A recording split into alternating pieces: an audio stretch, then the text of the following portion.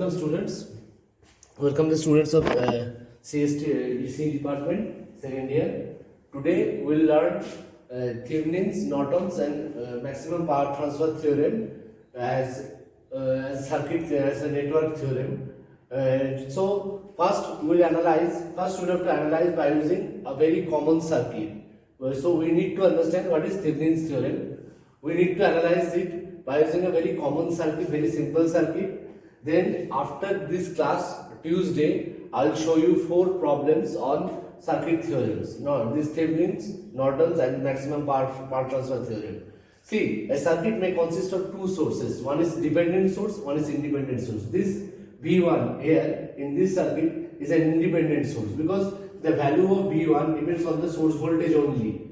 It is not. It doesn't depend on the value of resistance R1 or R2 or there is no independent current source here. There are only one voltage source.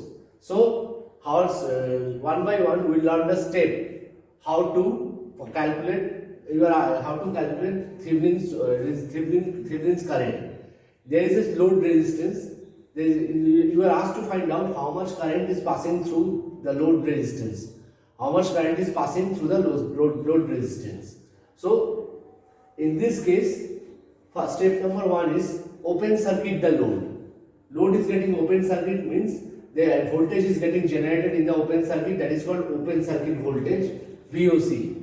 Now you are asked, you have to find out the value of VOC or open circuit voltage. This open circuit voltage sometimes it is called Thevenin's voltage. You have to find out the value of Thevenin's voltage by using open circuit voltage. How to find out this? If you see current, this is open circuit, this current I will go here. It cannot go here because the circuit is open circuit, so current is allowed to pass through only through the resistance. Current is allowed to pass through the current will go only through the resistance R2 from R1. It cannot go here. So VOC and R2, these are parallel to each other. If you see VOC and R2, these two are parallel to each other. So voltage drop across R2 will be your VOC or your VThevenin's.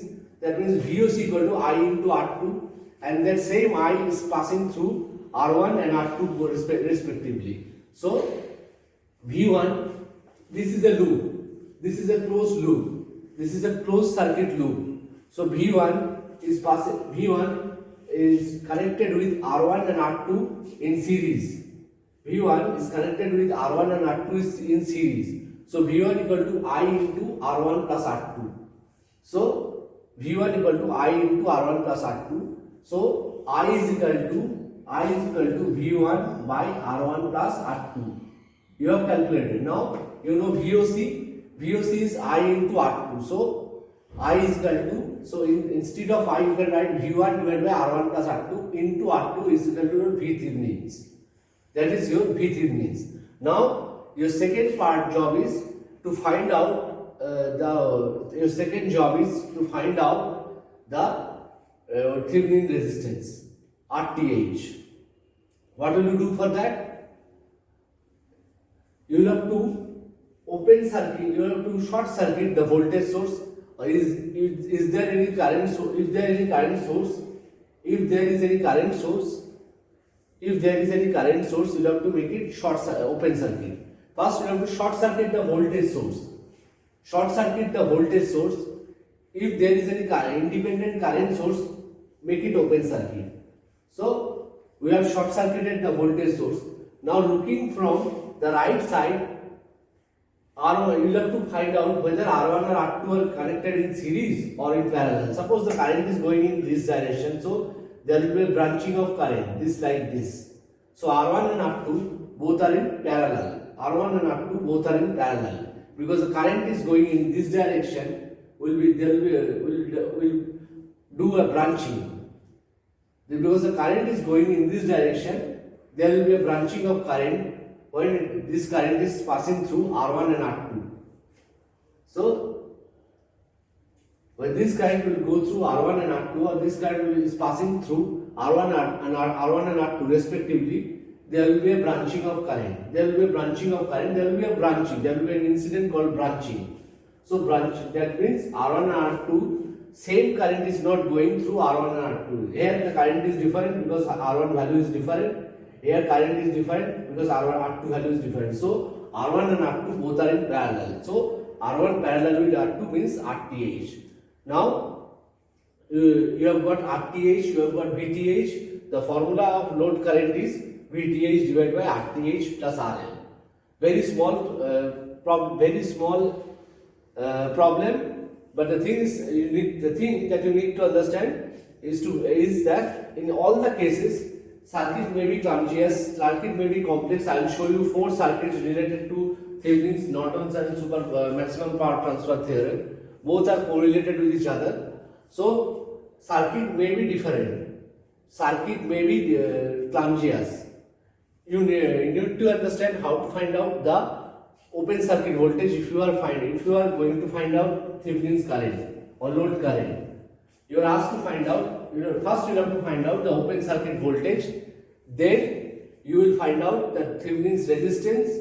There are so many methods to find out the Thevenin's resistance. This is one method. This is one method. Open circuit the voltage, open circuit the current source. If there is any independent current source, make it open circuit. Short circuit the voltage source. If there is any independent voltage source, make it short circuit.